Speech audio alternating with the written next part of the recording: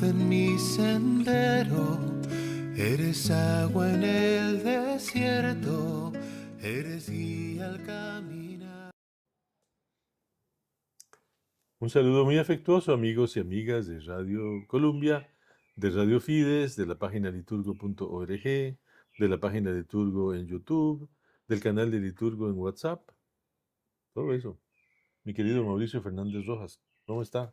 Saludos en Jesucristo, amigo y Señor nuestro. No, gloria a Dios. Y más bien dejen sus comentarios. Sí, Porque es importante. es importante conocer y tener siempre esa retroalimentación que hace falta, ¿Qué no les gusta? que no les gusta, que hay que corregir. Porque si uno habla aquí, y uno sabe que la gente escucha, hay gente que le dice a uno, mira qué bonito el programa, pero uno querría saber un poco más. Sobre todo pues porque tampoco es que seamos conocedores absolutos de esta cosa. Es puro cariño, ¿verdad? Entrarle a esto con la mayor pasión posible y con las mejores fuentes que tengamos a mano. Y como bien preguntó Chino y otra gente ha preguntado, ¿por qué es que hacen tantas versiones? Ah, sí, Sí, es que eso, perdón que lo diga así, pero eso es lo que van a escuchar muy probablemente. claro, y es que, ¿por qué Mauricio lee la versión que se escucha el domingo y por qué yo uso ese otro texto?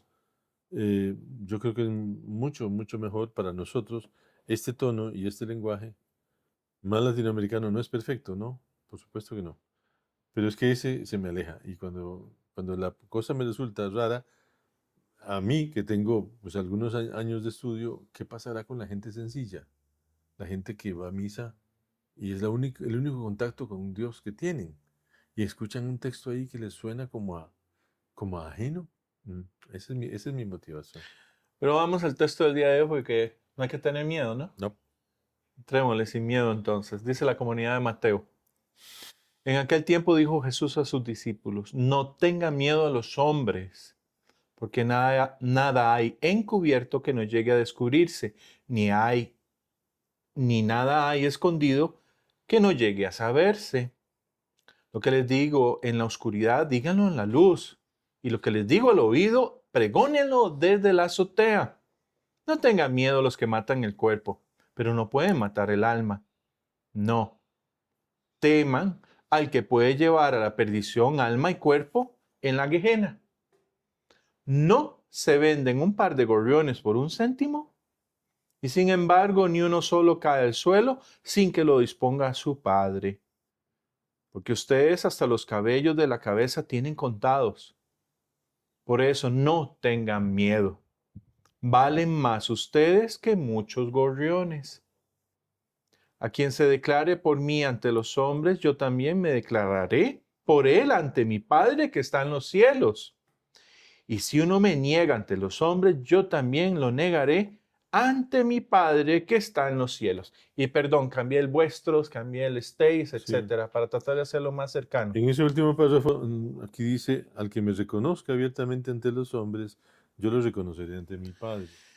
Sí, Porque eso de declararse es una cosa que no sé, posiblemente sea más cercana al griego esa que esta, pero no, está más cercana a eso, sí, porque yo eso fue el término que busqué ahora. claro. Igual el que sí compete aclarar bastante el día de hoy es el de negar.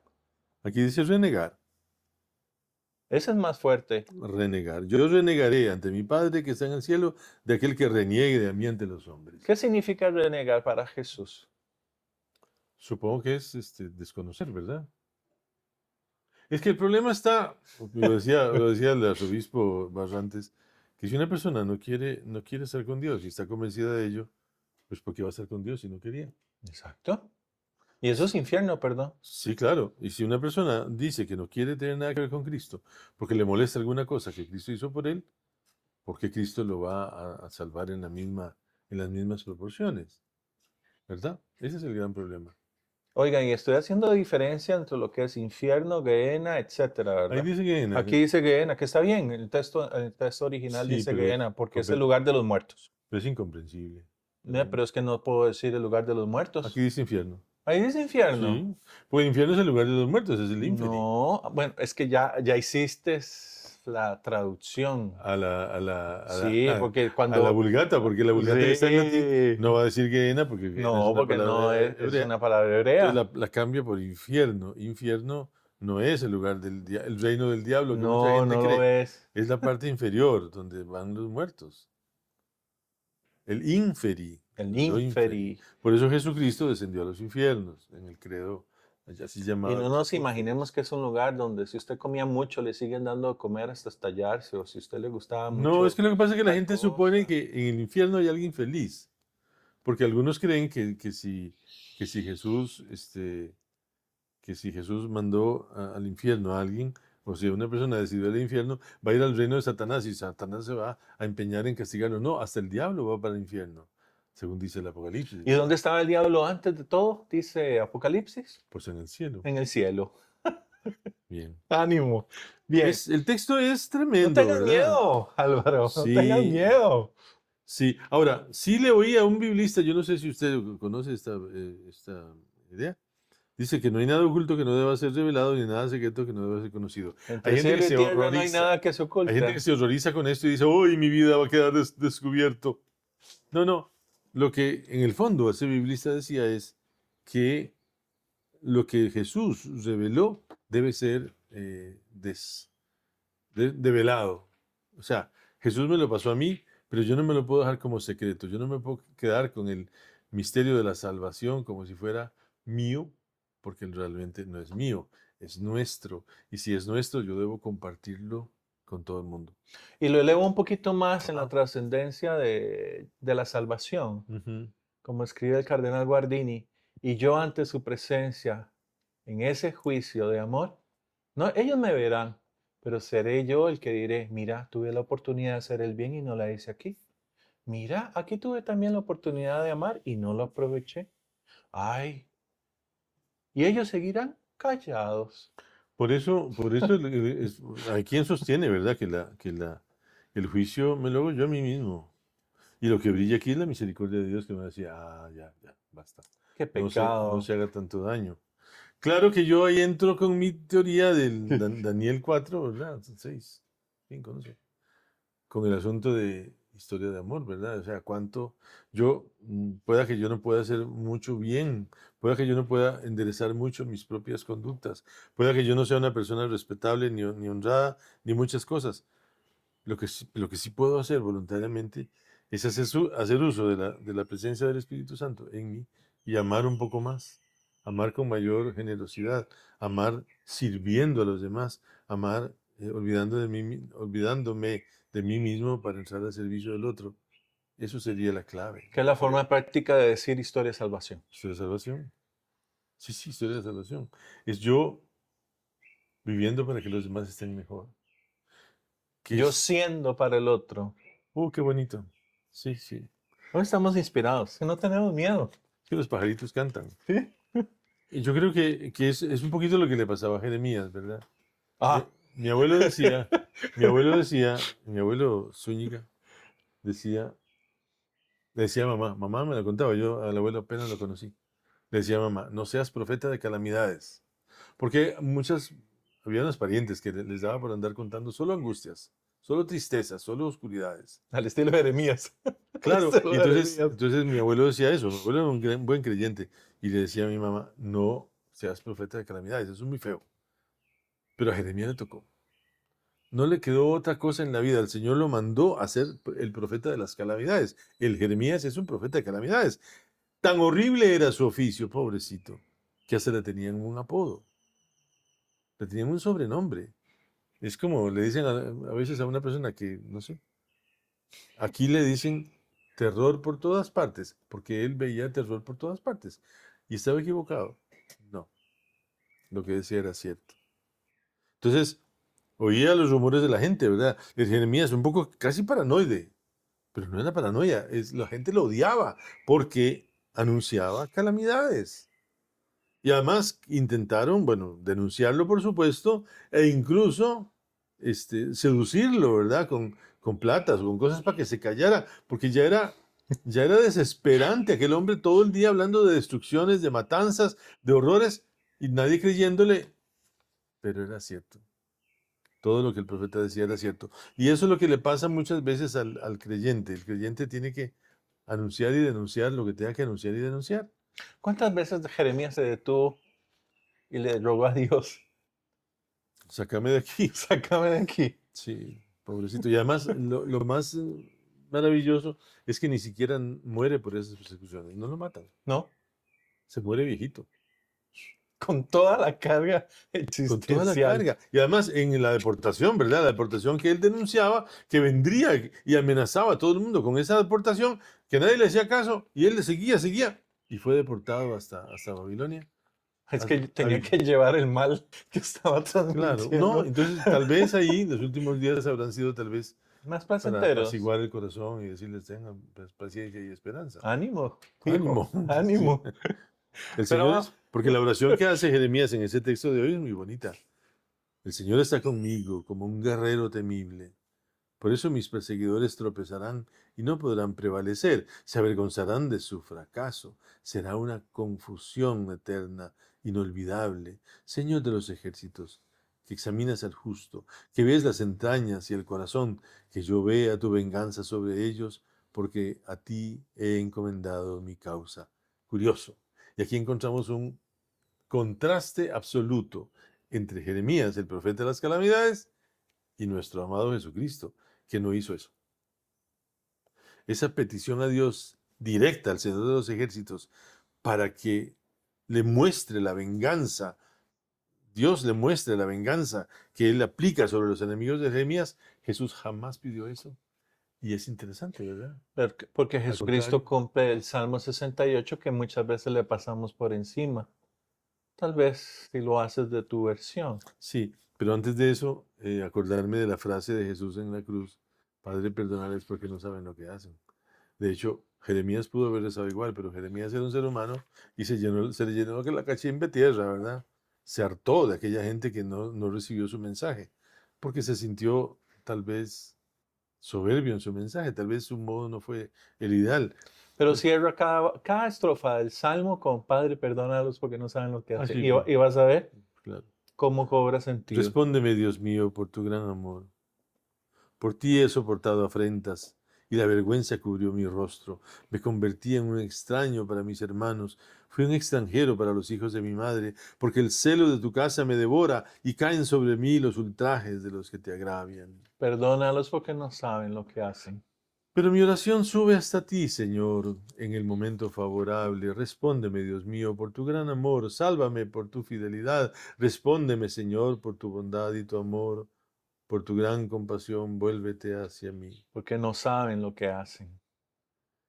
Que los vean los humildes y se alegren, que vivan los que buscan al Señor, porque el Señor escucha a los pobres y no desprecia a los cautivos, que lo alaben el cielo y la tierra y el mar y todos los seres que se mueven en ellos.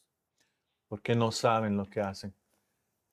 Y esto es importante tenerlo presente porque alguien me preguntó por qué no comentábamos el Salmo dentro de Claro. esto, ¿verdad? Claro.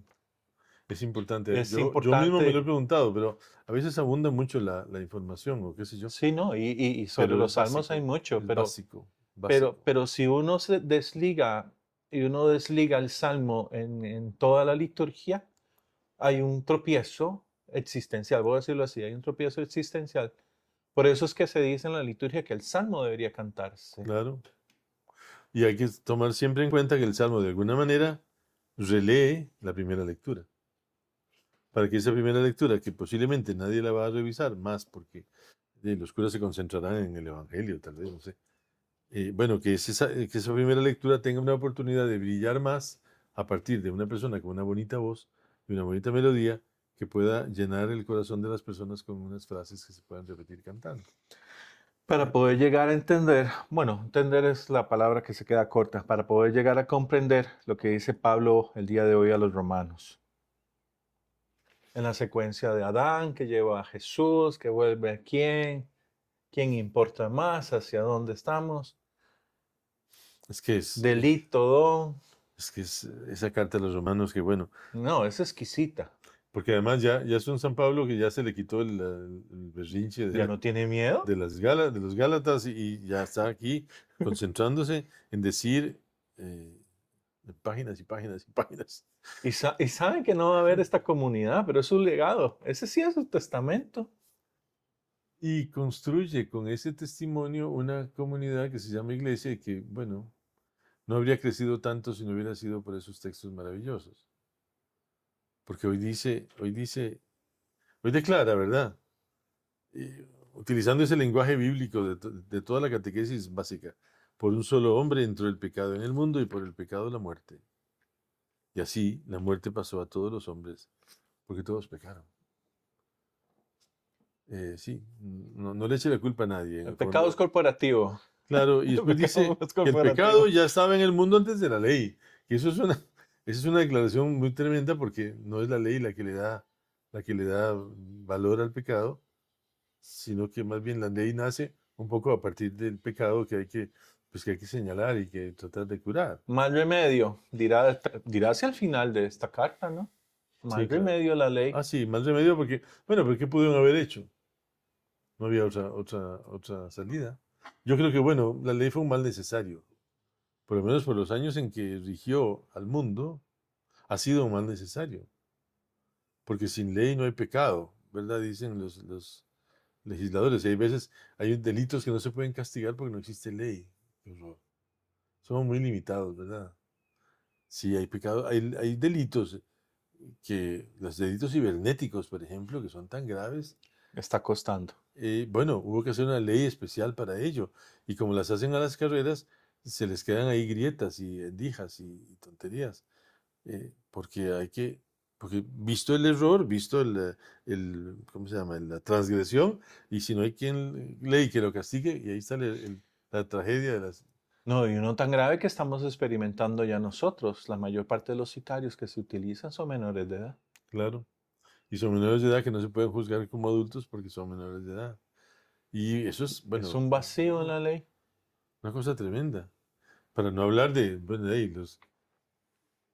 diré una cosa interesante. En el Nuevo Testamento no hay una frase que condene directamente el aborto.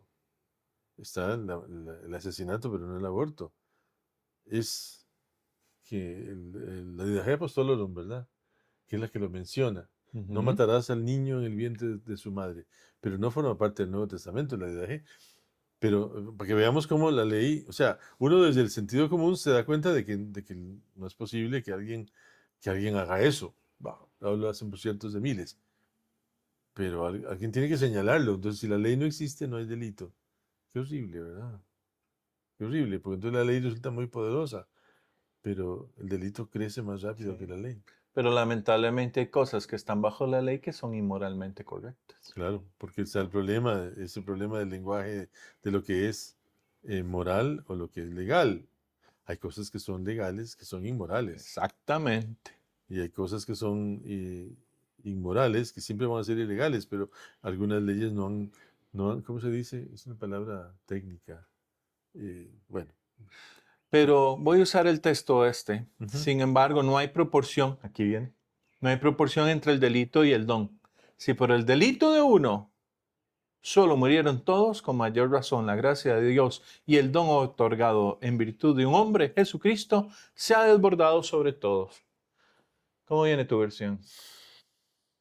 Si la falta de uno solo provocó la muerte de todos, la gracia de Dios y el don conferido por la gracia de un solo hombre, Jesucristo, fueron derramados mucho más abundantemente sobre todos. Yo no sé qué don, qué toque del Espíritu Santo le cayó a los padres de Borati y el otro no me acuerdo cómo se llamaba, para lograr una traducción que se entiende.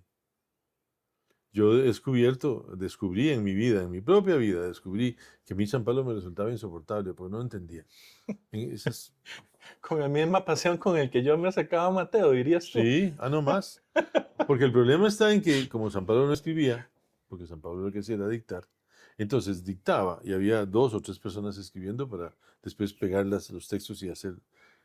Como San Pablo no redactaba para quitar y poner, eso es terriblemente laborioso, no tenía tiempo para eso. Es un poco lo que decía Martini, ¿verdad? Exacto. Que le grababan los retiros espirituales y luego alguien le echaba una revisioncita y así los Hacía la imprimía. transcripción y listo. Y ya está. Así decía San Pablo. Entonces, por supuesto, para explicar se necesitan muchas palabras y en el texto pudo haberse limpiado mucho. No, se fue así. Y entonces darle un sentido en una lengua como la nuestra, que es una lengua muy compleja para explicar, pues entonces lo lograron. Lo lograron. De un momento a otro uno lee el texto y dice, mira, claro, no hay proporción entre el don y la falta. Bueno, yo cambiaría la palabra don. ¿Cuál dice ahí? Déjame ver. Último párrafo. Sí, el último párrafo. Sin embargo, no hay proporción entre el delito y el don. Fue el don, habla de don. Porque el tuyo dice falta. Don y la falta. Podría ser más fácil entre el don y el delito, ¿verdad? O la transgresión, ¿no? No, Es que sigue siendo muy judicial. sí, bueno, claro. Después usa falta otra vez, porque si la falta de uno solo provocó la muerte de todos, sí hay que. Pero lo que pasa es que sí tiene que ser jurídica para que hable el lenguaje de la ley, ¿verdad? Oye, en cuál de las palabras delito, falta, aplica la conciencia? Ese es el gran problema No de la tengas ley. miedo, ¿no? El gran problema de la ley, el gran problema de la palabra escrita, porque además es persona que se llega a confesar y ¿cuánto llevan a confesarse? Un mes. ¿Tiene pecados mortales? Sí, claro. Y uno se queda, de veras. Una persona maravillosa, una persona con un rostro de luz. A ver, ¿cuáles son los pecados mortales? Y comienzan a casi que inventarlos, porque hubo alguien que les dijo que tenían que confesarse una vez al mes, porque eso era virtud. Y ese es el pecado mortal que confiesa. Yo creo, es desconfiar en la misericordia de Dios. Maldito el hombre que Desconfiar, confía en el hombre, desconfiar en la Álvaro. sangre derramada de Cristo en la cruz. Porque al final ese es el problema. Ese es el problema. Cuando uno no logra entender que mi pecado ya fue perdonado y que yo estoy intentándolo, bueno, que tal vez no intentarlo sea el pecado, pero en el fondo están intentando, son personas que viven la fe. Por eso renegar, como dice el texto del día de hoy, es tan significativo, porque soy yo el que me aparto, soy yo el que me excomulgo, no es Dios el que me está excomulgando. Lo que pasa es que cuando me va a renegar Cristo, Nunca. así delante de mi Padre. Ajá. Eso ya es después de la historia. Eso ya después de esta historia. Después de la historia, cuando ya usted no tiene salida, cuando usted ya terminó su pantomima, porque eso es una pantomima, ya no es historia, es pantomima, su payasada de estar negándose a Cristo, mijito, ¿ya qué quiere que haga? Yo no voy a venir a decirle a mi padre que es que usted era muy bueno, pero tenía un daño. Si tenía un daño, no habrá pecado. A eso voy. Porque ese es el problema, Ese es el ¿verdad? asunto.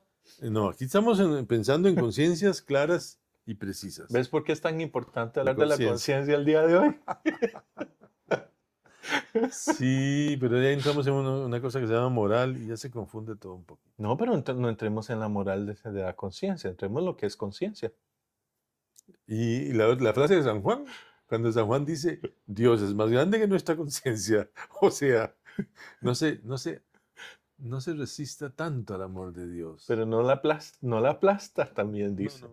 No la La aplasta. respeta. Pero es que el ser humano lo que tiene que aprender es a amar a Dios y agradecerle todos los días ese gesto maravilloso y absolutamente impresionante de haber entregado a su Hijo para que yo, si creo en Él, tenga vida eterna. O sea, ¿por qué no podemos llegar y decir, déjense amar? Sí, eso se lo dije a Somos alguien. pecadores, sí, somos pecadores, Alguien pero que- déjense amar. Me asusté mucho porque vi una esquela con el nombre de este amigo mío, conocido por lo menos. Igual en la esquela dijo, se habrá muerto este muchacho, es un hombre joven. Después me di cuenta que no, que había sido su papá. Entonces le escribí y le dije, déjense amar por Dios. Estos son días muy feos, días de duda, de qué sé yo. Man, Todo, déjense todo, amar todo, y guarden todo. silencio, no hay ningún problema. Bien, feliz domingo, feliz día del Señor. Ánimo.